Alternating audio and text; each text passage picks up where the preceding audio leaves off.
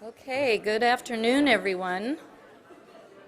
I know people are still coming in, but we need to get started, so I'm going to go ahead, and my job is to introduce the session today. So thank you, everyone, for attending the ADRC Biomarker Core Session. I'm a member of the ADRC Biomarker Core Steering Committee and the director of the Cleveland ADRC Biomarker Core. My lab is located at the Cleveland Clinic. The ADRC Biomarker Steering Committee, NACC, and NIH have worked together to assemble the agenda for today's meeting. The Biomarker Core Steering Committee, let's see, I think I have slides. Yeah, the Biomarker Core Steering Committee consists of Donna Wilcock as a chair, and Jeff Dagg, Thomas Wingo, Ricardo Osorio, and myself as members. Our goal today is to give you a short summary of the Biomarker Core survey that each ADRC has received, and then give an update on NCRAD. And then we have 4 experts in the field here to talk about various aspects of Alzheimer's disease biomarkers. And I'll introduce our first speaker, and Dr. Osorio will introduce the subsequent speakers. It is the end of the day, so we are going to try to stay on schedule. And with that in mind, if you have questions after a particular talk, in the interest of time, please wait until the question and answer period at the end of the session, when the speakers will come to the stage for Q&A. So our first speaker, Dr. Wilcock, is a professor in the Sanders Brown Center on Aging in the Department of Physiology at the University of Kentucky. She also serves as Assistant Dean of Biomedicine in the College of Medicine. In addition, she serves as the Biomarker Core Director for the University of Kentucky. Sorry, my slide did not advance. This is our agenda. In addition, she serves as the Biomarker Core Director for the ADRC at the University of Kentucky, and she will give us a summary of the ADRC Biomarker Core Survey results. Dr. Wilcock.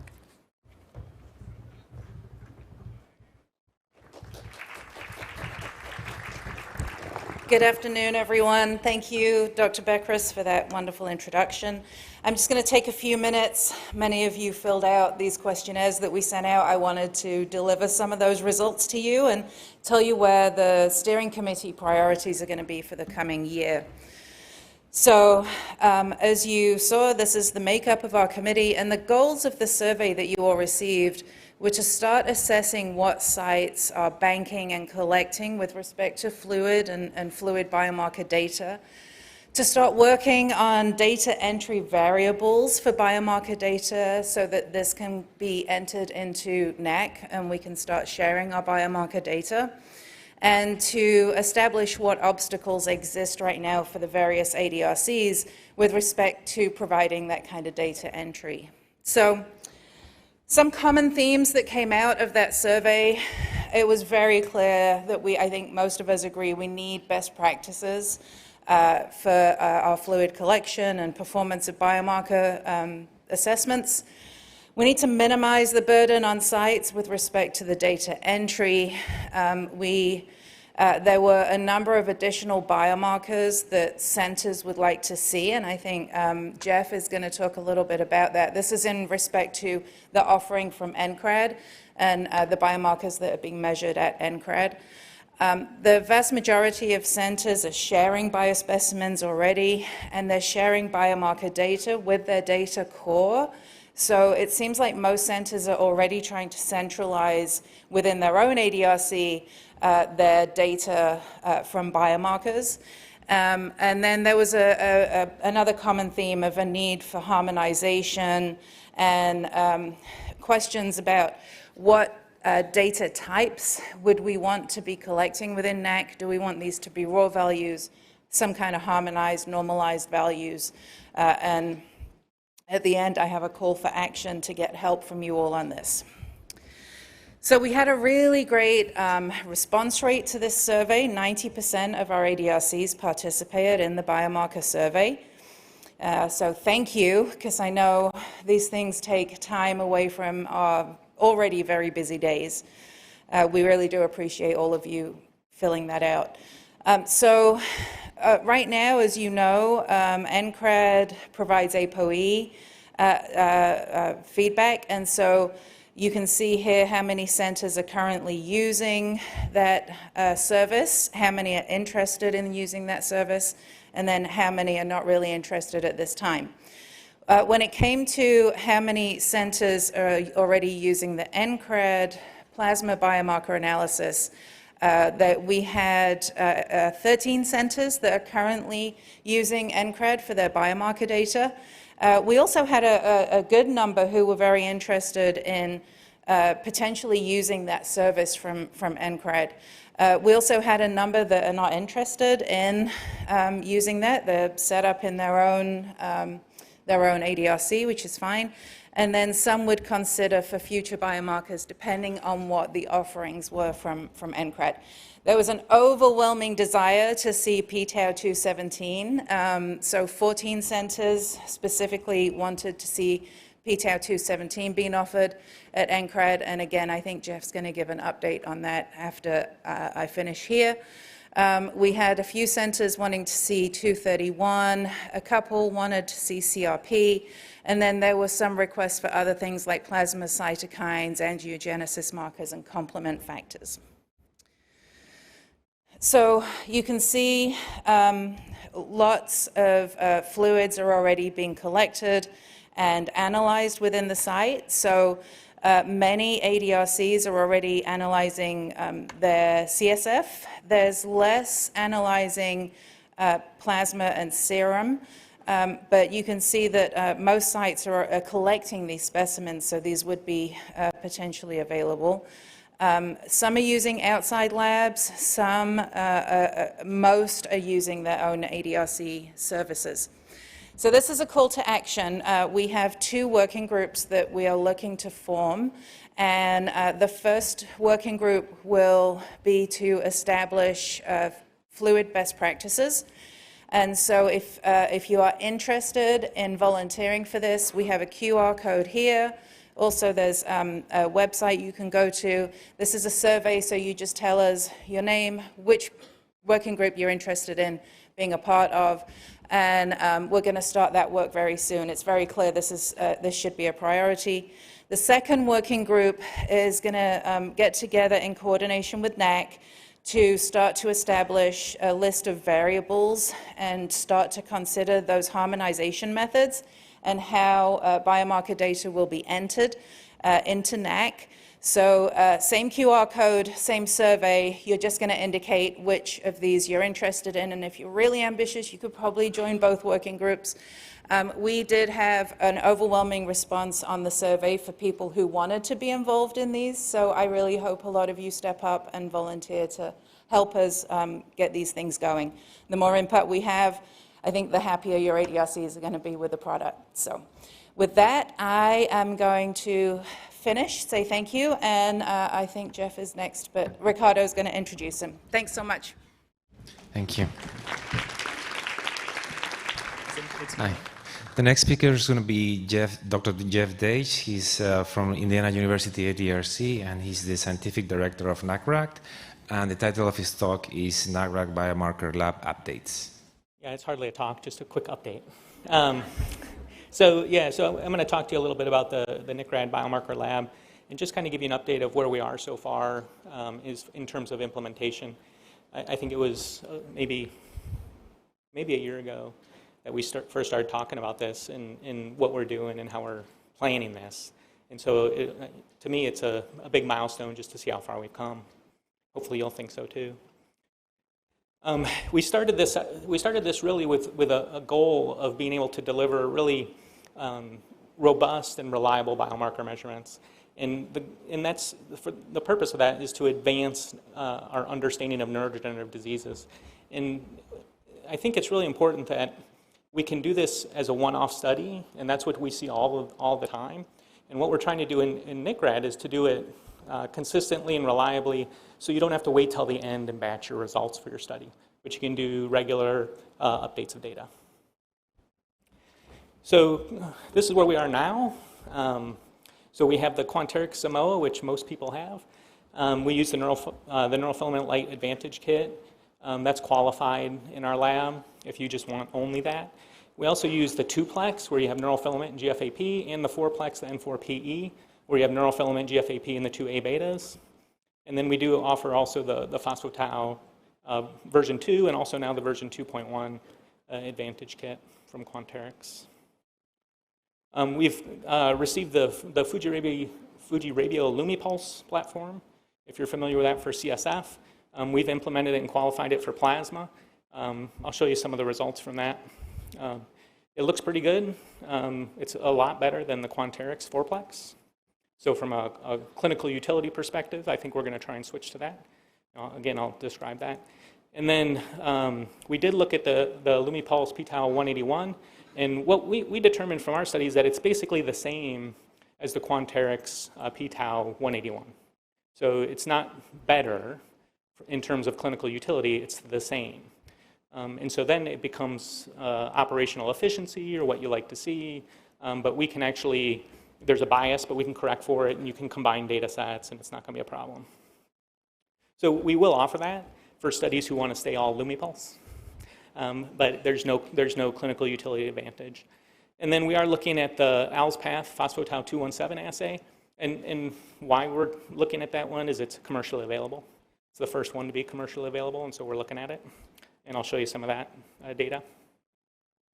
And we intend to have that ready soon. Tatiana mentioned this, the ADCFB initiative. We've had a great number of ADRCs sending samples.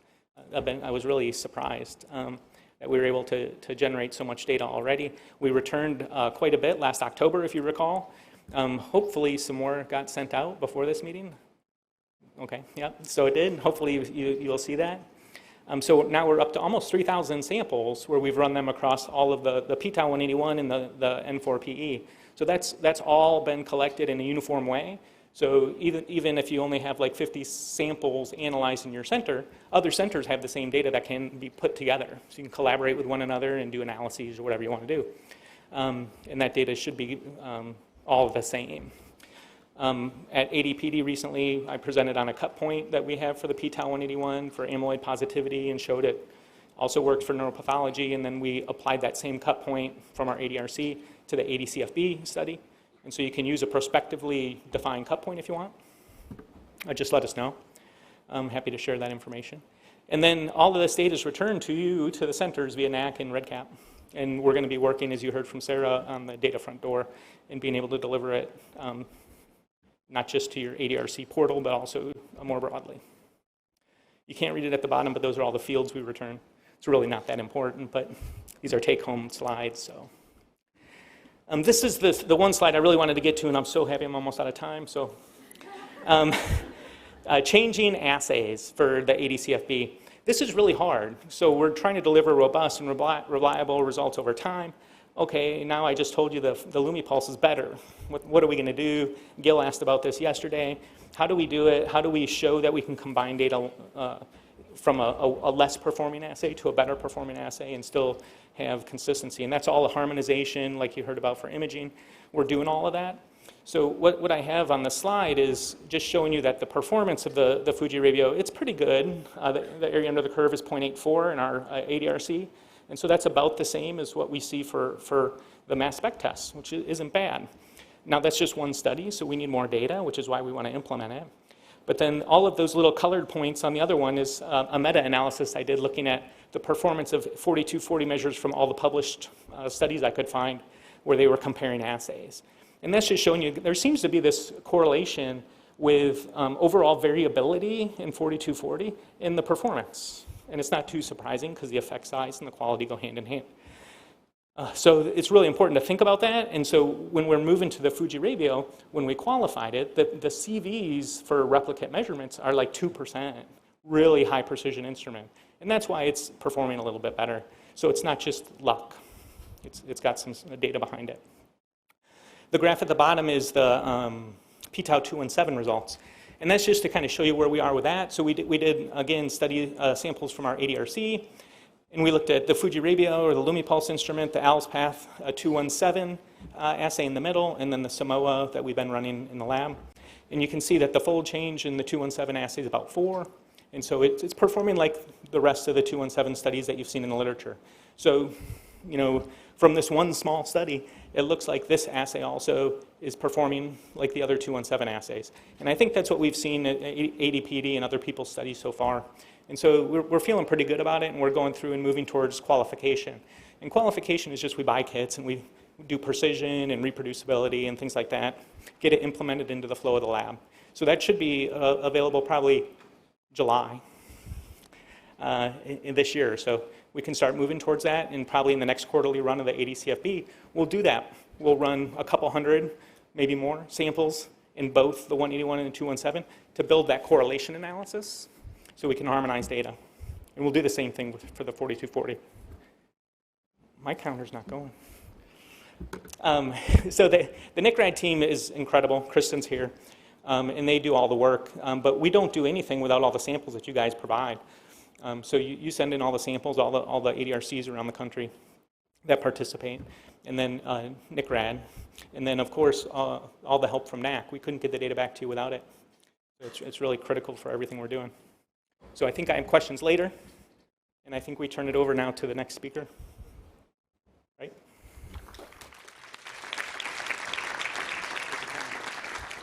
So the next speaker is going to be Dr. Henrik Sederberg from University of Gothenburg, and the title of his talk is Updates on Global Biomarker Standardization Projects. Thanks a lot. Thanks for having me.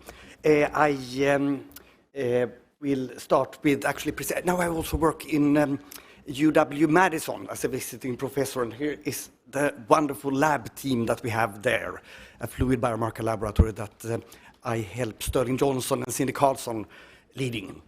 And I will now talk a little bit about what's happening in the field of standardization for these different biomarkers.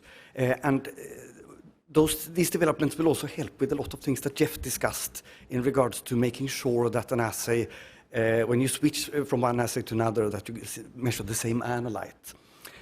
We now know that there are many, many different analytes we can measure that are relevant to neurodegenerative diseases, but the ones that are up for full standardization are the circle ones, phospho-tau, neurofilament light tau, and the beta peptides. And the key players when we discuss standardization, they are International Federation of Clinical Chemistry and Laboratory Medicine. That's really, it's a little bit of it's an international federation. It's a little bit Italy-dominated, but we are working in a working group on neurodegenerative biomarkers, and this working group is led by Johan Gobum in my team in Gothenburg. And in IFCC, you can nominate biomarkers for standardization projects. The nominations are then judged by the leadership of IFCC, and they select biomarkers they regard ripe for full standardization. And what they look at is that there should be multiple studies showing similar results, multiple assays showing similar results, and if this is the case and it's an important medical problem, then a biomarker could be qualified to enter into a full standardization project. And I will come back to what I mean with full standardization. Then we have, of course, Alzheimer's Association, the Global Biomarker Standardization Consortium that I co-chair together with Kai Blenov and Charlotte Teunissen. And this team meets regularly, once a month approximately, in open phone calls, where approximately 100 people who are active in laboratory medicine and these biomarkers meet and discuss. It's both academic researchers, clinicians, and pharma and biotech industry. And then we also have, of course, the iStart biofluid-based biomarker PIA. So if you're interested in this, please join GBSC or the biofluid-based biomarker PIA. Very active, very fun groups to be part of. It's a little bit harder to join IFCC because of this. I won't go into details on this. I probably shouldn't. What is meant by standardization in clinical chemistry? Basically, this slide shows it, and I will circle the important parts. The first thing is that you create a sample, plasma or CSF, depending on what matrix you're working in. You make a large pool where you have your analyte of interest. Then you measure the absolute concentration of this analyte using a certified reference method. And the thing with the certified reference method is that it should be possible to trace back the concentration to the value that you are getting to a concentration in SI unit, which is the true concentration. And that's very hard. It sounds easy, but it's really hard. And you have to work carefully with how you get to this concentration. But once you have done that, you then create your certified reference material. You value assign it with this reference measurement procedure, and then you make sure that you have a volume that will last in multiple aliquots stored over a long time, for 10 years at least, because these standardization projects are to value assign this, that's not easy. These pools or aliquots of the certified reference materials are available to clinical labs, to biotech industry, to pharma industry, and also if you end up in a situation where you might need to check how your assay is working in your clinical lab setting. And when a reference material has been certified, the biotech companies have to use it. And how do they use it? Well, basically, they calibrate their calibrators with a certified reference material.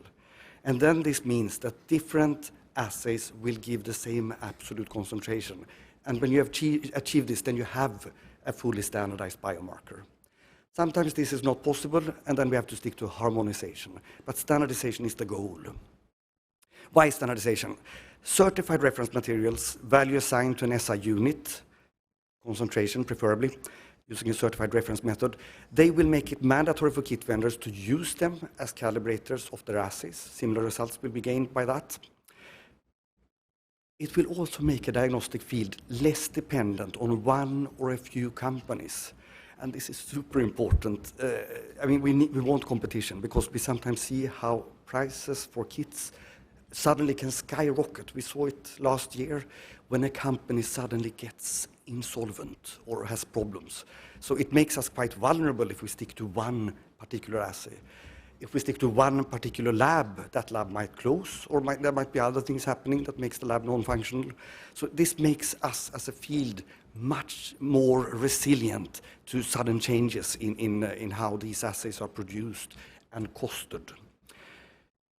Then will it make it much easier also to get back on track. If you run a clinical lab and you suddenly, it shouldn't happen, but it can happen, you suddenly notice that your control results are not good enough, you get drift in your assays, and you have problems getting back on track to the right concentration, then you can simply order the reference material for the biomarker you're measuring and get back to the right concentration that your assay should produce. Then it will also facilitate scale-up of assays that are perhaps only performed in special laboratories, but where there is a big interest from a biological or medical perspective, then you can actually do this. When you have the reference materials ready, if you are a biotech company developing an assay that might be super good, then you can order the reference materials, make sure that you calibrate your assay so that it gets reproducible results and in a similar way to existing assays. And then that could help newcomers entering the field. So again, competition, that's good. So I will just rapidly mention where we are now in regards to biomarkers for amyloid pathology. There we started a project 5-6 years ago to standardize A-beta-42 in cerebrospinal fluid. We created candidate reference materials. We checked if they were commutable and worked for most available assays. And then we did pilot studies assessing, for example, stability in the freezer, both short-term and long-term, and then also performed ring trials between labs that had created candidate reference methods. Then eventually this was produced in a larger scale. The material was value assigned by 5 different laboratories using different mass spec-based methods with common calibrators, where the calibrator was known by amino acid sequence analysis, and by amino acid concentration analysis, so that they were calibrated really back to something that was traceable. And then these 5 laboratories value assigned all of these 3 different reference materials that represented low, medium, and high CSF beta 42 concentrations. IFCC, or Joint Committee for Traceability in Laboratory Medicine, would never allow one laboratory to do this value assignment, so one has to have at least 3, and often 5 different laboratories doing this, to make sure that it's not a biased concentration. So this is what the reference materials look like: a low, medium, and heavy set of aliquots of CSF representing A beta levels that are clinically relevant. And this works for Euroimmune, IBL, Inotest, Lumipulse, Vplex, and the Alexis assay by Roche. So one could actually say now that we have achieved full standardization for CSF beta 42 concentration. If you use different methods, you will get very similar results back. Similar work is ongoing for A beta 40, and that will hopefully be completed this year. And then it means that the CSF beta 42-40 ratio will also be fully standardized. Plasma A beta was deprioritized by IFCC because the current assays do not perform, they do not correlate good enough to each other. So there is no possibility of doing this type of standardization. But that might change with further development of the assays. Tau, then we have deprioritized in IFCC, CSF total tau and phosphotau, and instead we prioritize phosphotau in plasma. And to do this, we have started a study together with Alzheimer's Association, which is a round-robin study where we also test candidate reference materials. And this study is ongoing. Samples are being analyzed now. I won't go into details on this. The results will be reported at the AIC this summer. And then one could just finalize it with neurodegeneration. The neurofilament light in plasma is the selected biomarker. These are the assays that are being tested. They correlate very nicely with each other, super nicely. So this should be easy. Here you see the correlation, but you see the dotted line that is off to the right in this graph indicate what it would be like if you had if the assays measured the same absolute concentration. So you see they definitely don't, but they correlate. So it means that in a similar way that Bill Jagers showed for imaging, you can do it for plasma NFL also. And then there is a problem that we've just found out that NFL is a dimer, which is a detail, but immune assays will measure a dimer as 1 molecule, but mass spec-based assays will measure a dimer as 2 molecules. It's a big problem for standardization, but not at all important for you, I think. We are discussing it a lot, I can tell you. Yes, so I won't go into details here. If you want to get in contact or be involved in this work, just email, and remember that you can always enroll also in the biofluid-based biomarker PIA. Thanks.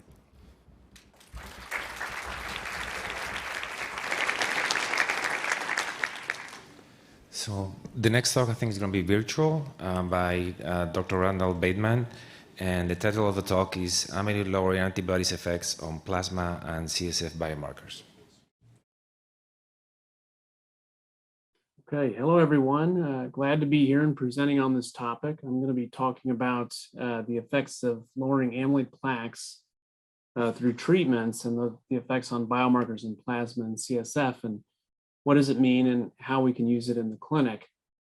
On this slide are the disclosures, including my NIH-supported, pharma-supported research, and a company that I co-founded, C2N Diagnostics.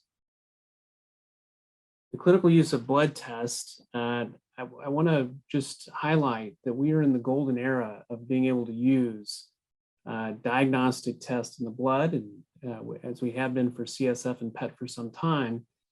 And the accuracy is really rivaling now the performance of PET scans or CSF to identify the presence of amyloid plaques. So it's likely that in the near future, this is going to be a clinical modality that will be available to physicians in the clinic to use. And one of the first uses will be to identify people with amyloid plaques for treatment with disease-modifying therapies that are being approved and potentially supported. These therapies that have been developed over the past several decades have now reached the stage where they've been validated in large phase 3 trials as having clinical and cognitive benefit, and they're in the process of being considered for support by various medical systems, including in the United States, by payers and other groups. As these treatments go forward, we need to keep in mind what these biomarkers tell us. What do they mean from a biology and a pathophysiology standpoint? Because that changes how we use these biomarkers in the clinic. For example, it's shown here is a summary from the Diane study, which is largely replicated in sporadic Alzheimer's disease. There is a tangle predominant stage of the disease that occurs with symptom onset in the last 10 years, and that the amyloid plaque predominant stage of the disease starts 15 to 20 years before the first symptom onset here. And then, of course, there is a pre-pathology stage before amyloid plaques. And as we've learned more about each of these individual biomarkers, we've learned what they mean and how to interpret them. Shown here is a more recent study where we have a finer grained look at, for example, the tau biomarkers compared to the amyloid beta biomarkers. And one critical point is that the soluble measures of tau, especially phosphorylated tau, is not equivalent to the insoluble aggregated forms of tau that develop in the brain in the form of tau tangles that we use PET scans to measure. So shown here in Diane is that tau tangles really begin right at symptom onset and progress throughout the symptomatic stage. In contrast, some of the phospho-tau markers, such as phospho-tau 217 and 181, begin almost 20 years before those tangles appear. This, along with several other lines of evidence, indicate that these are not direct measures of tau pathology, but seem to be some kind of reaction to amyloid plaques. And the amyloid plaques can be detected by a 42:40 ratio in CSF or plasma, and that matches pretty well what we see with the amyloid plaques developing some 20 years before. And so then we get into the question of, well, how do we use these biomarkers in an era where we're going to be diagnosing people with Alzheimer's disease, and we're going to be tracking people over time to see how they do. And the two basic ways to use this is, one is diagnosis for the presence of amyloid plaques, and that can be done by many of these markers shown here: amyloid beta, phospho-taus 217, 181, 231 falls in this range. Later on, things like phospho-tau 205 increase and total tau concentrations increase. But if the question is this person's symptoms due to Alzheimer's disease, we might want a combination biomarker that tells us they not only have amyloid plaques, but they also have tau tangles. And I'm going to talk a little bit about some recent research in this area. So as I mentioned, we've known for some time that the part of the protein in tau that we measure in CSF and plasma, the phospho-tau or the total tau proteins that we measure, is not actually the part of the protein that aggregates in the brain, which is this microtubule binding region. And these phospho-tau species in this region correlate very nicely with the amount of amyloid plaques, and less so with the total amount of tangles in the disease. But in contrast, certain biomarkers in this region, in this case, a microtubule binding region tau 243, correlates much better with the amount of tau pathology as measured by tau PET. And so this is one of the important biological facts that we need to keep in mind when we use these biomarkers. So if the question is, does the person have amyloid plaques? These kind of measures, the phospho-tau measures and the amyloid beta measures, will answer that question. If the question is, does the person have plaques and tangles, then we might need to use other measures in addition to just the phospho-tau. Shown here is a recent study that we did in collaboration with Oscar Hansen's group, a BioFinder study with our ADRC. And you can see here the distribution of values between 217 and amyloid PET. Again, there's a nice correlation there. However, this microtubule binding region at 243 doesn't correlate very well with amyloid PET, whereas it does correlate better with the tau PET. So an analysis of the contribution of each of these biomarkers is shown here. And you can see that there's a range between tau PET, shown in green, and amyloid PET, shown in blue. And the distribution starts with some markers being almost pure amyloid markers, 231, 181, and then progressing through 217 being mixed here, 205 more mixed, and then 243 being almost exclusively tau. And you see a similar rank ordering in other studies. So putting this all together, we think there's a distribution and an interaction with each one of these biomarkers that tells us about different parts of the process. They increase at different times in the disease course, and they indicate different parts of the process that changes how we might want to interpret what these biomarkers mean when we use them. And so shown here is on the amyloid end of the spectrum and the tau end of the spectrum, where each of these biomarkers falls. And so one of the uses for these, of course, is to help us in our studies, including clinical trials.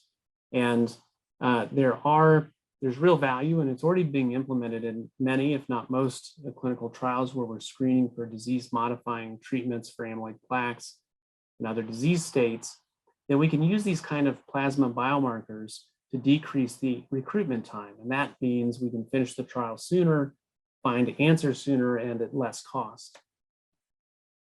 Similarly, for observational studies, shown here is a study at Washington University in St. Louis that is meant to be a general population study where we enroll people who volunteer to give a blood sample at a minimum and do a MOCA and an 88, and then optionally 1 out of 4 will have a amyloid PET scan. And so here we're using the biomarker far in the front of the inclusion criteria for these people to come through the process. And this mitigates a lot of time, effort, and expense, because we can very quickly, in a general population with very low burden, have people come into the study with just a blood sample and use that as the gating event. And that's in contrast to most studies where we do a lot of work up front in terms of clinical diagnosis, cognitive testing, and other work before we evaluate the blood biomarker. And so in terms of cost and expense, this is a highly efficient way, for example, in a single center to enroll more than 1,000 people in a study in a relatively short amount of time. This study is now finishing in this next year. And so we have an application in for a follow-up study to this called Sunbird, where we're going to look at not just amyloid, but now tau and neurodegeneration and other biomarkers in the blood. And we're going to do it in the clinic. So this will be a substantial change of how to use these biomarkers. Ultimately, and I think very soon, we're going to be using these biomarkers in the clinic for diagnosis, and as I mentioned, also to track the drug effects of disease-modifying treatments. So the ability to track these disease-modifying treatments, the diagnostic impact, we're actually going to use the electronic health record system, which tracks how people are prescribed drugs, what do they take, what are their side effects, in an efficient way. So it's less research and it's more in the clinic for a general population in primary care. There'll be some specialty clinics, but this will be largely primary care. And these individuals will again come in with a blood sample, some very basic screening to make it very easy. And then if they're thought to be symptomatic and there could be the potential for a disease-modifying treatment, the physician will make the decision whether to order clinical confirmatory scans, which will include tau PET and a clinical amyloid test. And then we'll be comparing the research blood test to these clinical tests to see how they perform while we're learning how the medical system can use diagnostic tests to determine whether someone is potentially eligible for treatment. And if they go on to treatment, whatever it is, whether it's an anti-amyloid antibody, which we think is disease modifying, will change these biomarkers, or other treatments, over time, as we collect samples longitudinally, we'll begin to understand how those treatments affect those biomarkers that we use for diagnosis. So now I'm going to show some data that's out about how these drugs affect the biomarkers and what we think it may mean. So as you all are aware, the current drugs that are receiving approval are those antibodies that bind to and remove aggregated amyloid plaques.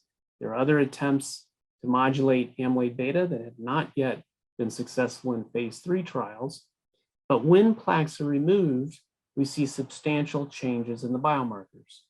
For example, the amyloid beta 42 to 40 ratio when we remove amyloid plaques, substantially improves. In the case of Diane, it improved by more than 40% with amyloid plaque removal. Similarly, phospho-tau 181 and total tau also improved during treatment, and those improved by about 30%. And NFL was better in the treated group compared to the placebo group by a smaller margin, almost 10%. And so this tells us a few things. One, it tells us that when we remove amyloid plaques, the expected changes in amyloid beta 42 to 40 occur, but also other biomarkers that have been associated with amyloid plaques improve. And we're currently looking to now evaluate this in terms of what do the other biomarkers tell us? What does MTBR 243 tell us with amyloid plaque removal in the different situations? NFL is an interesting one because a lot of us thought that this was going to be the common neurodegeneration marker that would predict clinical and cognitive benefit. It hasn't panned out that way yet in some of the phase 3 trials that have finished. And so we're uncertain now about what NFL is telling us. But I think we can use things like phospho-taus, total taus, and 42 to 40 ratios to track drug effects. And so for those trials that have now demonstrated a clinical and cognitive effect and their biomarker data has been reported, we can take a look at how the clinical and cognitive effects, how the amyloid removal interacts with these soluble biomarkers. So shown here is the lecanemab data. You can see that in that trial at 18 months, the majority of the amyloid plaques were removed by the end of the study by PET scan. And when we compare that to the phase 2 study that was done, you can see here that the 42 to 40 ratio and the p-tau 181 also substantially improved over time by dose, just as we saw in the Diane study. So this is now a sporadic Alzheimer's disease study showing these effects. And when you take a look at that relationship between amyloid beta 42 to 40 and the amyloid PET or p-tau 181 and amyloid PET, you see that there is a relationship, even at the individual level, not just the group level, which has clearly been demonstrated many times, but even at the individual level, we can begin to track what the effects of amyloid removal are. Now, this may be useful in the clinic to understand how much amyloid have we removed? How normal have we made these biomarkers? How much more do we have to go? It'll certainly be useful in research. And I think it might be useful in the clinic as we get into trying to treat the pathology of the disease, aiming for a better clinical outcome. So in this study, this is again a phase 2 lecanemab study showing the different treatment. You can see here amyloid PET with a gap period. So there was a time where the treatment was stopped. And what we find is that amyloid PET went up a slight amount over this time, on average about 1.5 to 2 years later. Phospho-tau 181 went up more, but A beta 42 to 40 went up the most. And this is the exact reverse chronological order that we see these biomarkers become abnormal. First, amyloid beta becomes abnormal, then p-tau 181, and then amyloid PET. And so we think that this is, when we stop treatment with this particular antibody, this is recapitulating the reaccumulation. Now, it's an open question. Does that mean that we should be treating for longer durations or maybe lower doses? And this raises the question of how we should use these biomarkers. I believe that these biomarkers can help guide our clinical treatment once we use them in the trials and validate that they correlate with the cognitive and clinical improvements. So another use of these biomarkers can be to think about dosing and duration. I mentioned that gap period, but at some point we're going to be asking the question, how long do we need to treat patients for removing amyloid plaques? Do we have to treat indefinitely? Can we stop treatment? How long can we stop treatment for? And can we space out the dosing either in time or in dose so that we have the desired effect, but without the frequent dosing and needed to remove the amyloid plaques in the first place? In other words, once you get to normal, do you really need to keep treating at the same dose it took you to reverse 20 years of amyloid plaque development? Probably not. And so here's a simulation. This is from AZI. And they're showing what happens in the study with different durations and frequencies and dose provided over the time period here. And you can see that once we get into this open label period, there are different predicted effects on the amyloid PET. And it'll be very challenging if we have to track amyloid PET in everybody. If we choose to treat on an individual level, it would be much easier to be able to track this with blood biomarkers.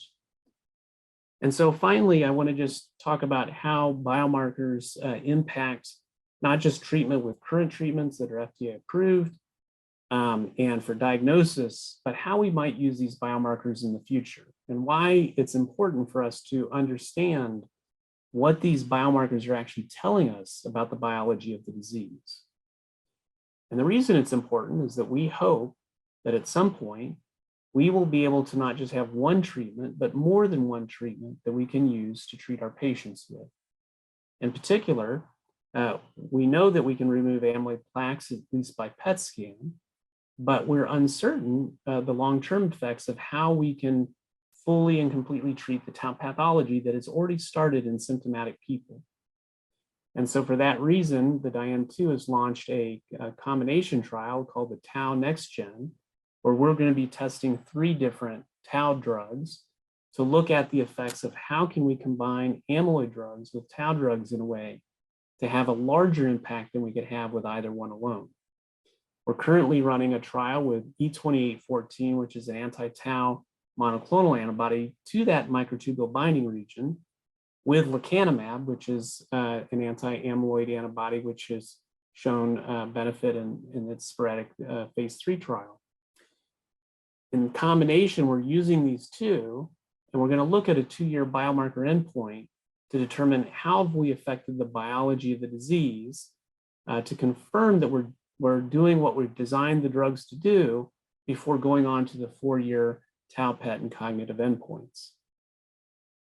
And so let me show you this design just a bit because it's important about how we use this. So if we're treating, in the symptomatic case, we're treating with anti-amyloid drugs first, then we're randomizing the anti-tau versus placebo. In the asymptomatic case, we're randomizing right at the start to anti-tau drug or its placebo, and then after 1 year, everyone gets the anti-amyloid drug. And so you can see in this A-B design, what we're really doing is we're having 2 periods where there's only 1 drug each, and both groups, though, get the combination treatment. We need to be able to track the effects of the amyloid drug and the tau drug independently and together. And in order for us to do that, we need biomarkers that are fairly specific for amyloid plaques, other biomarkers that are specific for tau tangles, and other biomarkers that are specific for other parts of the disease. Because the questions that we're trying to ask and answer is we're trying to figure out whether there's an additive, synergistic, or no net benefit of using these drugs together versus separately. And we can do that with the right biomarkers. But I think this is where in the future this will go for symptomatic treatment of Alzheimer's disease. And so with that, I'll stop, and I'd like to give recognition to the many collaborators and folks that I work with at the Washington University ADRC and my lab and the Silk Center that we've started there, and to the Dominantly Inherited Alzheimer's Network and the many centers that have contributed to these results in DIAN, as well as the DIAN-2 trial sites. Thank you.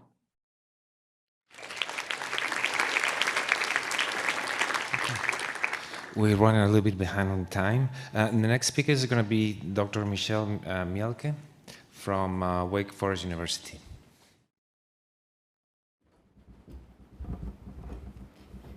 Great. Well, thanks to the organizers for the opportunity to talk with you all today. And also, while we're waiting for the slides to come up, thanks to Randy Bateman, who gave me a great intro. So Randy talked more about using biomarkers in the clinic and for clinical trials. I'm going to focus next on thinking about implementing the biomarkers in the community. Yeah, so we've, I think that the research has shown so far, more and more research showing that blood-based biomarkers can be very accurate predictors of amyloid and tau pathology. And of course, as we think about diagnosis, blood-based biomarkers have a lot of advantages, as we've talked about today, in terms of being less invasive, easier for serial measures, and also useful in those individuals that have contraindications to CSF and PET. I'm going to keep going off of memory here, hopefully. And so in 2022, the field, it's unbelievable how fast the field has been moving. Around the time of AAIC, Oscar Hansen presented research recommendations along with the Alzheimer's Association in terms of the use of blood-based biomarkers. And at that time, there was discussion certainly about use of blood-based biomarkers in clinical trials as well as in specialty clinics. Particularly if they were followed up by CSF or PET scan for confirmation before administering disease-modifying therapies. However, at the time in the guidelines, it was not suggested that the blood-based biomarkers be used in primary care. And a couple of the reasons for that was because in terms of cut points, there were very, very few studies in which the blood-based biomarkers had been used in community settings. And there's also a lot of concerns about comorbidities and the effect of the blood-based biomarkers and the need to better understand those. So as we talked about, most of the, it's important to think about how to implement these blood-based biomarkers. And again, most of the work that has been done on the blood-based biomarkers have been done in younger individuals and with fewer comorbidities. And so as we're thinking about primary care in the community, it's important to think about the typical dementia patient that is seen in primary care. And as you can see here, the typical dementia patient on average is about 83 years old, presenting with cognitive impairment maybe a few years before this. And about 60% of the older adults with Alzheimer's disease have 3 or more chronic conditions. And the prevalence of the chronic conditions are even higher among African American and other underrepresented minorities, as well as individuals of lower socioeconomic status. Chronic conditions and frailty are also risk factors for Alzheimer's disease and can affect the expression of AD pathology with regards to cognitive function, disease stage, and neuropathological burden. So it really is difficult to diagnose dementia, cognitive impairment, not to mention dementia etiology in primary care, and to predict disease progression. It has been estimated that about 50 to 70% of symptomatic patients with Alzheimer's disease and related dementia are not recognized or incorrectly diagnosed in primary care. As I mentioned, though, of course, there is a limited capacity of Alzheimer's specialists. And Soren Mackey and others published a paper last year showing an estimated average wait time for referral for an older adult presenting with cognitive impairment could potentially be up to 50 months with a disease-modifying therapy, although this might be able to be reduced with triaging with blood-based biomarkers. Now, older adults with multiple chronic conditions are less likely to be preferred, and primary care are often the sole care provider. So how do primary care physicians feel about treating Alzheimer's patients? There's recently a survey of primary care physicians, and they had stated as residents, they received on average about 8 hours of training on Alzheimer's disease and related dementias. Therefore, it's not surprising that compared to neurologists, PCPs are less confident in interpreting cognitive tests, correctly identifying individuals with cognitive impairment or diagnosing dementia, and less confident in interpreting brain imaging findings. However, most PCPs do state that early intervention can slow cognitive decline, but less than a quarter recommend testing for Alzheimer's biomarkers, report being familiar with clinical trials for MCI, or are familiar with the emerging disease-modifying therapies. So again, given the limited number of specialists, many patients with cognitive impairment will never be referred. And so as we go forward and have available disease-modifying therapies, what are some considerations that are needed for the integration of blood-based biomarkers in primary care? Now, there's a lot of factors that are involved with this, and I know there are several existing working groups working on these, and we could probably argue all day about these various factors. I'm not going to talk about accuracy for now. Suzanne Schindler and Oscar Hansen are leading a group focused on negative predictive value, positive predictive value, and accuracy for use. I'm going to more discuss potential barriers in the processes, as well as some opportunities we might have, as well as some ethical considerations and patient preferences. So, I mean, one barrier is interpreting the blood-based biomarkers in the general community. There's currently a limited knowledge of cut points for use in the general population and insufficient guidance around proper interpretation. We've discussed multiple times in the past the potential impact of comorbidities, such as chronic kidney disease that can elevate plasma p-tau levels. There is ongoing work suggesting that the ratio of phosphorylated to non-phosphorylated p-tau, for example, may not be as affected. However, those assays are currently not available clinically, so it still is a concern. In addition, there's a huge question about what the implications of a result are for a patient, both positive as well as negative. If positive, do they get referred on? How are they going to be treated? If negative, what is going to be the workup to figure out what the ongoing symptoms are? Opportunities we do have is that there are several ongoing real-world studies that can help us understand the cut points and utility of blood-based biomarkers down the road. And it's also important to emphasize, particularly as trying to educate primary care as well as the general public, that these blood-based biomarkers should not be used as the end-all be-all. They need to be one step in combination with a variety of other information, such as clinical history, cognitive tests, and other information the patient or family provides. So the current focus, we can think down the road where it would be fantastic to have these blood-based biomarkers as a potential screening mechanism, similar to what we think about with total cholesterol right now, or similar to what you might think about a PSA test. But there are a lot of ethical issues that need to be resolved, and so the current focus is really using these blood-based biomarkers on symptomatic patients. But a key question is how we're going to measure and determine whether somebody's symptomatic or not. Well, I shouldn't say symptomatic, but whether somebody has cognitive impairment or not. There, of course, are individuals that are worried well that come in. There's also individuals that may have cognitive symptoms due to some other comorbidity or possible alterations in medications. And so, it'd be nice to have an objective cognitive assessment, but there is insufficient guidance right now on cognitive screening. We heard earlier today discussion of possibly using MMSE or MoCA for ALZpath, but then CMS recommendations on other types of studies.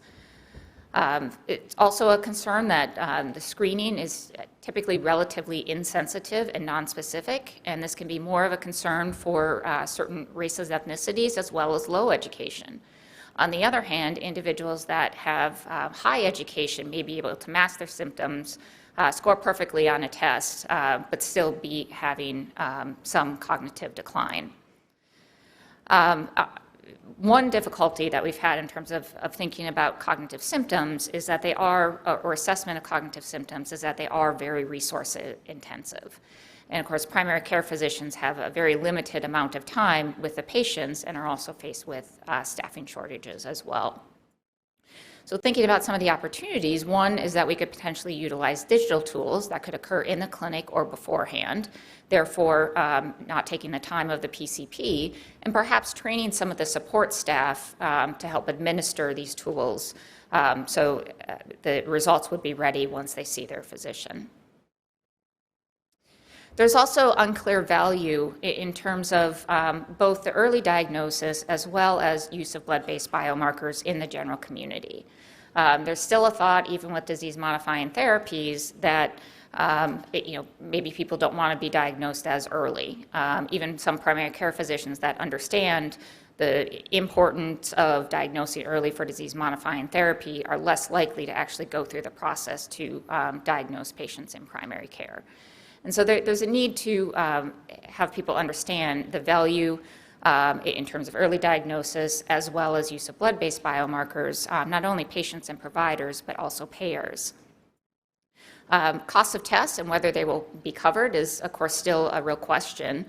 And then again, as we're talking about primary care physician burden, it's important to make sure that with the use of the blood-based biomarkers, there is not additional administrative burden on top of everything else they're planning to do. So in terms of opportunities, ongoing research is trying to understand the cost-effective evidence that will support the adoption of the blood-based biomarkers, but also payment for the blood-based biomarkers. And of course, with disease-modifying therapies that will require biomarker confirmation, blood tests are certainly preferred over CSF or PET, if that's an option. And so I think that's a real push to further highlight the cost value. Education of the healthcare workforce and patients it is certainly a barrier. Again, blood-based biomarkers should be interpreted in the context of the health history. So with a positive result, there still should be a consideration of other pathologies, and then again, with a negative result, what's causing the cognitive impairment. In some of the groups we've been working on, we've been working with some patient advocates, and they've been very helpful in terms of understanding what should happen both before testing and after testing of a blood-based biomarker. So before testing, for example, there should be discussion of personalized choices around the risks and benefits of undergoing the blood-based biomarker test. So for example, potential effects on long-term care insurance, other types of life insurance if there is a positive test. As we've discussed, though, PCPs have limited time. And so there really needs to be a change in terms of patient navigation and patient journey to perhaps bring in patient navigators or others that can help explain some of these tests. And so again, it's not fully in the hands of the PCP. Similarly, after testing, there should be written and understandable feedback that should be given, as well as orally discussed with the patients and their families. And this is particularly important for those individuals that have cognitive impairment. And there will, of course, need to be considerations for those individuals that do not have family members. And we're finding more and more in the elderly populations that they may not have an informant or a family member that you can directly talk with. And then I also want to highlight the patient portal. So I'm sure we're all aware, we all check our tests in the patient portal as soon as they come out. Sometimes we're refreshing it to see what the test result is. But I think it'd be very difficult for somebody to find out that they're positive for an Alzheimer's disease test through the patient portal. And so I think it depends on institutions in terms of whether the test is put in the patient portal right away or whether there can be a delay. But that's something that we will have to figure out before we really start using these widespread on the clinical use. Patient preference is certainly important, not for disclosure. Again, most of the studies that have been conducted to date have been mostly on cognitively impaired MCI patients in clinical centers or clinical trials. And so there's a real need among the general population, especially underrepresented minorities and those with lower education or SES, to understand how they would want the results disclosed, as well as when they might want them disclosed, and even whether they want them to be disclosed to their families. There's certainly a need for qualitative studies to understand what patients, families, and caregivers across diverse settings understand about biomarkers. I think there's a general thought that I'm going to have this blood test for Alzheimer's disease. It's going to tell me whether I'm positive or not, and that's kind of the end-all, be-all. And so I think there's a need to also educate the general population as to what a blood-based biomarker test is versus is not, and what it can mean. There's also certainly some ethical aspects, as I've already referred to. This is, among asymptomatic individuals, there's a lot of ethical considerations, but even among symptomatic individuals, there's the potential impact of including a biomarker result in the medical record. As I mentioned, impact on life insurance, impact on long-term care insurance, as well as driving and other restrictions and primary concerns. And these considerations, as well as considerations of stigma and discrimination, vary by race and ethnicity, SES, and other social determinants of health. So again, an important need to qualitatively analyze and understand what different patient populations would like. Lastly, of course, it's important to understand or to think about which biomarker to use and how. So right now, there are multiple amyloid tests that are clinically available. There's also p-tau as well as neurofilament light. And so a question for primary care physicians, or what they may ask, is which should be used first. Do they all need to be assayed, or should one be the primary and one be assayed? There is work, of course, on use of algorithms and suggestion that combination of multiple biomarkers may be better than each one alone. However, some of these algorithms also incorporate APOE4 genotype. And we know that their APOE4 genotype may be less prevalent or penetrant in some races and ethnicities, and therefore could potentially exacerbate health disparities. APOE may also need to be measured separately for risk of ARIA-E. So, I really think talking here, it's so excited in the field right now, and we are at an unprecedented time with disease-modifying therapies and blood-based biomarkers, which provides us many, many opportunities, but also provides us a lot of challenges. Multiple blood-based biomarkers are clinically available, and there are too few specialists, so they are going to be used in primary care. So there's a lot of discussion in terms of guidelines and recommendations that need to be developed to make sure they are used properly and in the best consideration of the patient. There's an absolute urgent need for both patient and provider education and tools, as well as for the general public, as I mentioned, what blood-based biomarkers are and what they are not. And also need to consider how to potentially revamp the diagnostic pathway. As we've talked about, primary care do not have the time or opportunity to sit down, explain all the results, explain all the potential opportunities, so there needs to be a patient navigator or other healthcare providers that can potentially help out in that space.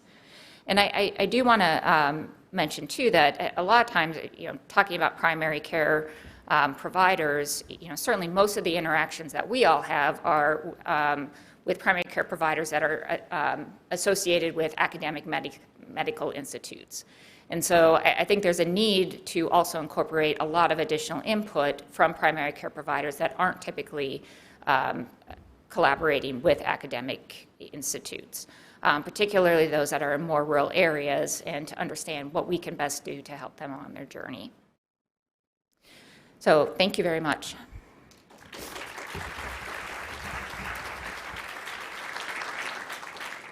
Hello, and the next and last talk would be by Dr. Sid O'Brien from University of North Texas. And the title of the talk would be Examining ATN-Defined Biomarkers Among Diverse Populations. All right, I'm going to try and go a bit quicker than I had planned. Okay, so I'm going to talk to you about ATN biomarkers across diverse populations from the Health and Aging Brain Study, health disparities, and disclosures. This is the most important slide. These are the local folks just at the Institute for Translational Research, which I run. And then you'll see the MPIs, Robert Rissman, Christine Yaffe, Arthur Toga on the right, 17 collaborating institutions. Why is this important? I'm assuming most of you know this, but maybe you don't. So there are pretty substantial health disparities in the United States and globally regarding Alzheimer's and Alzheimer's-related dementias, with currently in the United States, African Americans experiencing twice increased risk for Alzheimer's disease, Hispanics 1.5 increased risk. However, over the next couple of decades, Hispanics will experience the single largest increase in dementia diagnoses of all communities. Additionally, individuals from underserved communities experience delays in diagnoses, misdiagnoses, increased healthcare burden and costs in spite of lower access to care, etc. It's also important to remember that all Alzheimer's patients, approximately 80% never see a specialist. So as Michelle was getting at, 80% of all patients diagnosed with Alzheimer's and related dementias are seen, tracked, progressed, treated in primary care. So you see a very small portion of those. It's even smaller when you consider underserved communities. Individuals from underserved communities rarely see specialists, and that's specialists of any kind. And keep in mind that oftentimes their healthcare providers are these, one would be FQHCs, but for example, we send results oftentimes back to urgent care clinics and emergency rooms because they don't have standing primary cares or health care. Much has been discussed today about the ATN framework and ATN biomarkers, which is one of the most important advancements the field has seen in decades. However, approximately 90% of those rolled into research that led to the development of the ATN framework, non-Hispanic white, and only approximately 5% of individuals enrolled in clinical trials have been from underserved communities. So the entire point of what I'm getting at and what we're doing is understanding these factors, biomarkers within a health disparities framework. Why is this important? The demographic makeup of this country is changing drastically. So when I see someone present, demographics of 2020, I view that as at best misleading, because the United States is changing drastically, and by 2050, 2060, non-Hispanic whites will no longer be the largest racial and ethnic group. The largest growth in the U.S. Community has been among the Hispanic population, with a decrease among non-Hispanic white. Many of these markers, as already discussed, are already clinically available, both in CSF imaging as well as in blood biomarkers. However, there is basically no data to guide clinical implementation, use, or anything among diverse communities. So this is what we've been focused on, studying for quite some time. And the point of this study, the HABS-HD study, is to study, like I said, ATN biomarkers, but all done within a health disparities framework. So we study a variety of factors, including where you live, perceived discrimination, racial identity, etc. So the goal is 1,500 per racial ethnic group of African American, Hispanic, non-Hispanic white. With the renewal, we went down to 30 and above, so we can look at life course nature of these factors. We've already enrolled over 1,000 Hispanics, over 1,000 non-Hispanic whites, and actually that number is wrong. It's almost 1,000 African Americans at this point. Very large respondent burden. Basically think community-based multi-ethnic ADNI is what the study is. Functional exams, clinical labs, sociocultural, et cetera, cognitive. There's over 1 million aliquots in the database. I need to up that as well. 3T MRI, amyloid PET, tau PET. We're also doing full-scale omics. All data is publicly available, freely available. You can have access to it whenever you would like. This is just overview of the study itself, different cores, et cetera. I'll give you all of that if you would like it.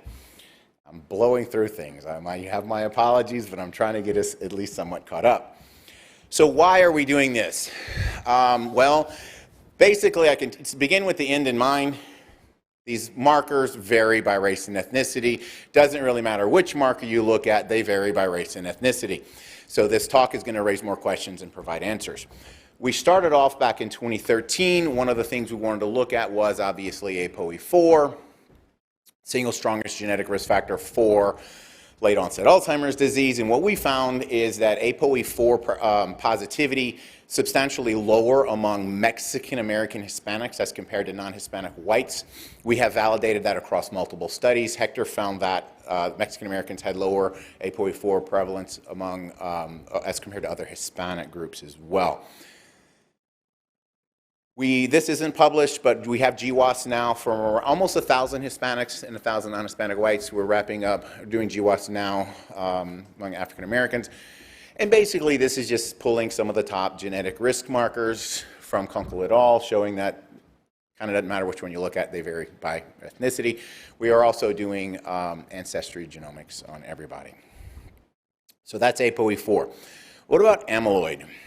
So we have published this as well. Amyloid positivity rates, yes, no, are lower among both Hispanics and African Americans as compared to non-Hispanic whites. We found that in our HD study. ADPC is the first ever study actually of blood biomarkers in primary care. You don't know anything about it because we haven't published it yet, but we've recruited 500 patients from specifically from primary care who underwent full comprehensive exams, including amyloid PET scans. And A4 was published a while back, but showing that amyloid positivity rates were lower among African Americans. That also holds for Hispanics in the A4 study. So lower rates of ApoE4 positivity among Hispanics, Mexican Americans. Lower rates of amyloid positivity among both Hispanics and African Americans. This is one that we did as a follow-up. Back in 2013, we found that Hispanic Mexican Americans were being categorized as cognitively impaired, mild cognitive impairment, almost 10 years younger than non-Hispanic whites. And one of the first things we thought was, okay, is this a test bias issue? I'm a neuropsychologist, so we wanted to dig into that. We didn't think that was the issue because we have local norms. We always build and rebuild our norms approximately every 12 to 18 months. However, we still wanted to dig into it. So this was actually one of the follow-up studies to that, looking at neurodegeneration. So this is the Cliff Jack Meta ROI. And again, what we found is age of neurodegeneration younger among Hispanics as compared to non-Hispanic whites. We haven't looked at this, or I haven't yet. This is, that's in press. That's published in 2022 in Alzheimer's and Dementia.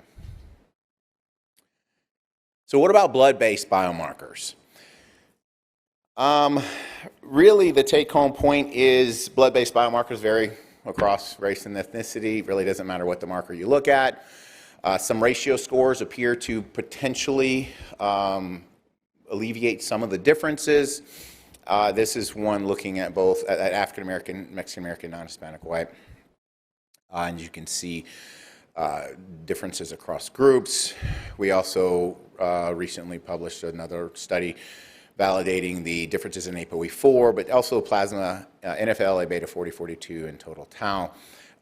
Now 181 and GFAP are in the database as well. These are all Samoa based, Jeff. We're not running the LumaPulse yet. And then, so not only do the overall levels vary, but we've published over a decade ago that the link between some of these markers and clinical outcomes also vary. And so here, this is just a proteomic profile of MCI, and this one is MCI. Looking at basically throwing a bunch of proteomics together, can you create a profile to detect MCI and AD and split it out by race and ethnicity? Consistent with our prior work, what we found is that the overall profiles vary pretty substantially between groups, and actually they vary substantially between MCI and dementia switched by groups. But in our results, the A-betas and taus almost never rank among the top 50% of markers among Hispanics. They always rank high among non-Hispanic whites. Based on some work Michelle did, we've done 2 follow-up studies. One of them actually was, I think it's in press. That's the one on the bottom Jim did. We wanted to look at the link between medical comorbidities because increased risk for these medical comorbidities among Hispanics and African Americans. And basically what we found is you can look at clinical labs, cholesterols, or just a diagnosis. And we absolutely see significant impacts on these markers.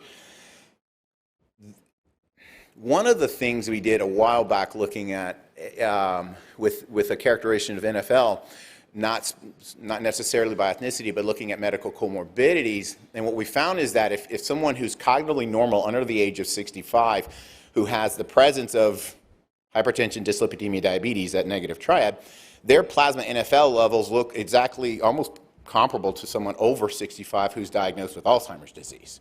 And so these medical comorbidities have pretty drastic impacts. This may actually be one of the issues we're having with understanding NFL, because we're not adjusting the scores appropriately.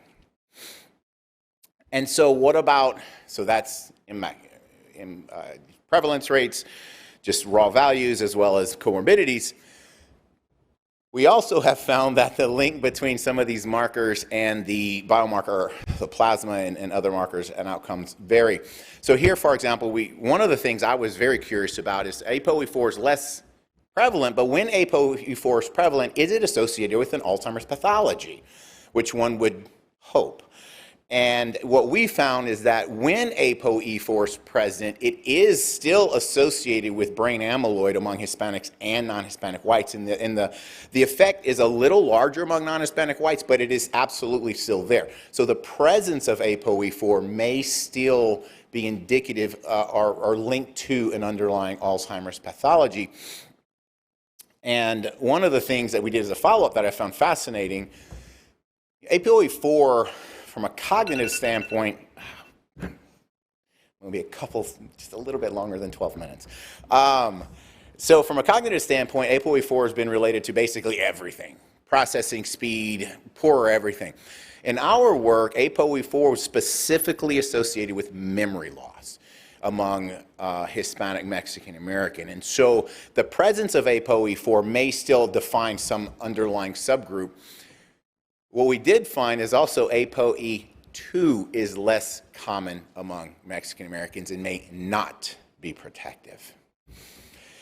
This is one that was presented at one of the conferences, one of them.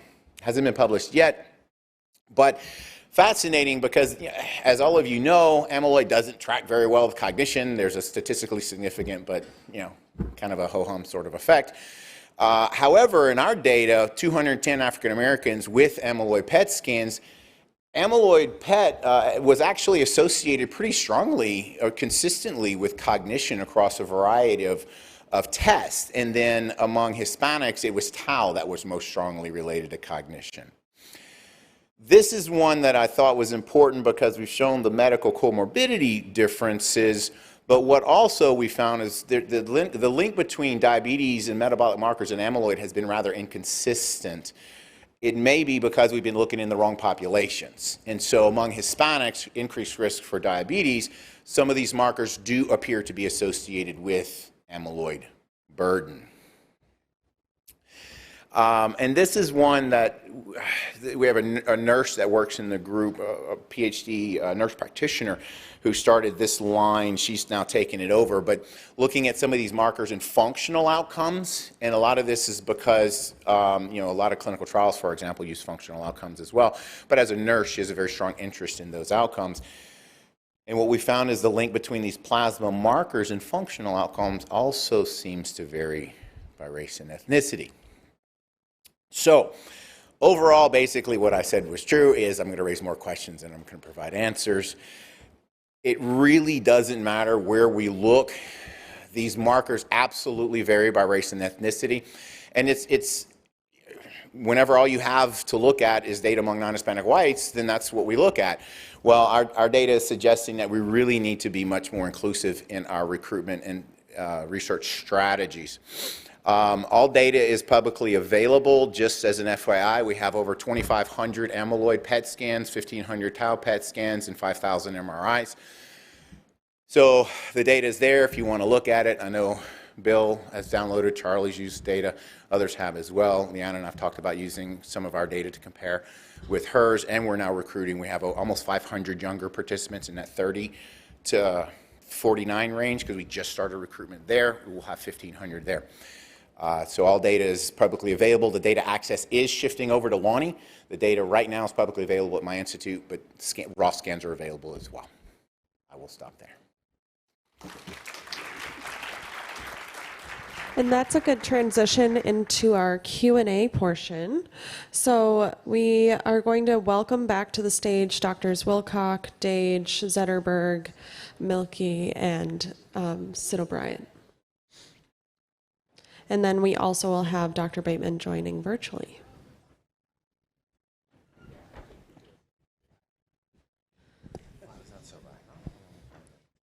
And if we can have questions for Sid first, because in 5 minutes he has to go and get a plane, that would be really helpful.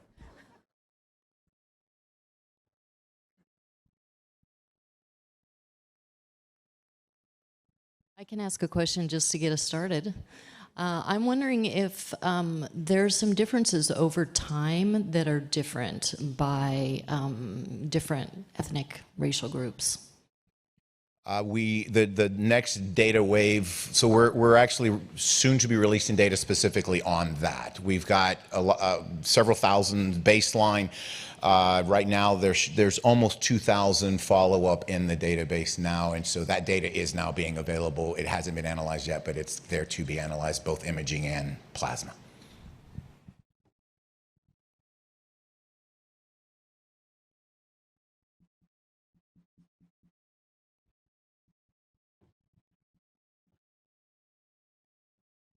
So I thank all of you for absolutely wonderful presentations, and it's been great listening to this entire NACC conference. My question has to do with the difference between plasma and CSF A-beta, and the fact that you've got a much smaller differential between demented and control cases than you do in CSF. And we know that there are other sources of A-beta. Platelets, for example, have all the pieces. We've known this since the 1990s. Do you think there might be some way to parcel out, somewhat like you might for comorbidities, you talked about that, these alternate sources that appear to be diluting the differential that's produced in CSF when we look in blood? I think Randy could address this, but I could start a little bit by stating that removing platelets, having platelet-free plasma, for example, doesn't help. So most likely the A-beta is already there as molecules in the plasma. And it's not just platelets, but also myocytes and hepatocytes. So I think we will have to live with that problem to some extent. But if you have a very precise method, it still works, so it's good. Then there are some plaque-specific forms of beta amyloid. Pyroglue, A-beta, for example, is almost exclusively found in plaques. They are present at very low levels in biofluids, and I don't think anyone has seen them reliably in plasma, but in CSF there are some reports. If one could make a very sensitive assay for pyroglue-modified beta amyloid in plasma, that could be very interesting. The question is if it would be higher. It should probably be higher in amyloid-positive individuals, but yeah, it might be difficult to develop this marker. But I'm sure Randy wants to comment on this also, because, I mean, it still works, but you have to have very precise assays. Yeah. So it's a good idea, and it's one of the reasons that some of the p-taus work well. So for example, p-tau 181 is pretty good in CSF. It's not as good in plasma. Total tau is, depending on what form is measured, is particularly not very useful in plasma until you measure the fraction that is really from the central nervous system. And so it's a great idea. People have been searching for a long time for a unique amyloid signature that is from the brain or from plaques. And I would say that I'm not aware of any data that in the blood, a very specific signature for amyloid beta has ever been consistently shown. But as Henrik said, already that just using the 42-40 ratio in the periphery actually gives pretty good performance, even compared to some of the first generation p-tau measures like 181 and others. So, 0.84, 0.85 is not too shabby, but it's not where the field's going. And so I think where the field is really going is for ultra precision blood biomarkers that get to 0.97, 0.98, and will rival that of PET and CSF.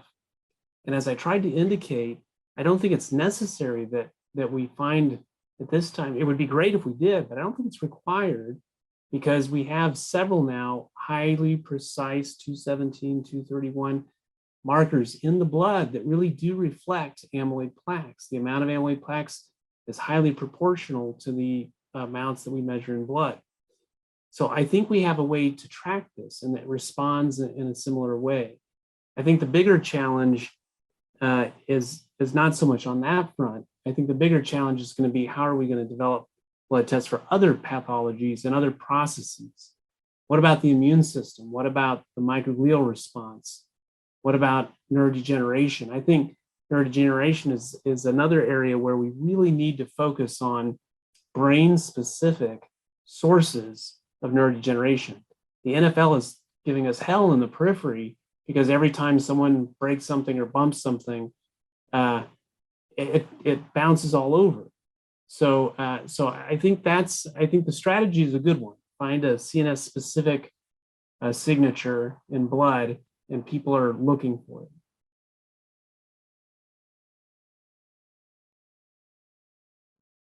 We have one more question, and then we'll wrap up. So I'm so impressed with how much progress we've made in these biomarkers.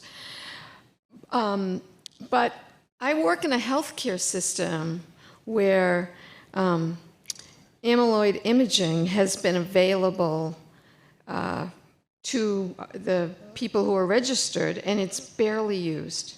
So my question is it going to be sufficient to have, whether it's amyloid testing or blood biomarker, what's the barrier to the next step?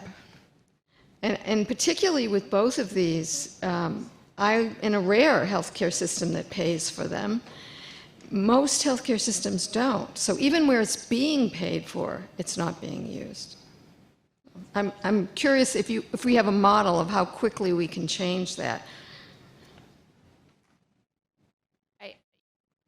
I think that's a very good question, and partly what I talked about as well. I think with the availability of disease-modifying therapies, I would hope that they would be, amyloid PET, if it's available, would be used more, as well as blood-based biomarkers.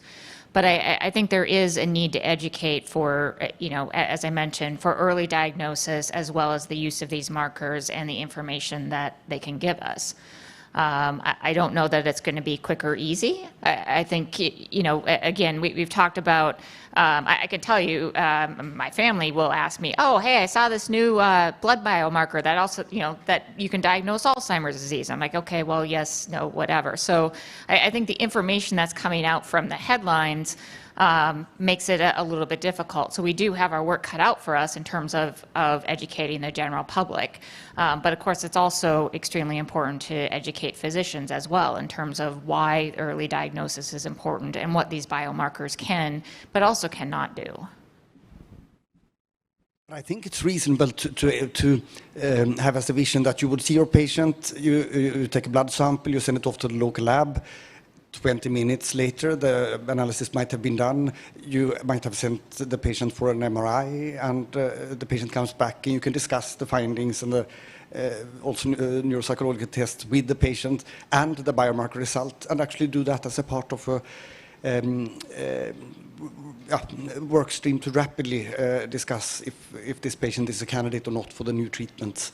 And then once you start a patient on a treatment, following the patient with, as we saw from Randy's data also, that you could then use the blood biomarkers to follow the effect of the treatment. And here one could also envision NFL and GFAP as safety markers, that you actually, after a few infusions, you also do an NFL and look at there are no spikes in GFAP or NFL, and then you hope to see a decrease in phospho-tau, and if that decrease doesn't come, perhaps one should increase the dose or change strategy a bit. So I think also the treatments, that is that is what will make these biomarkers become clinically implemented.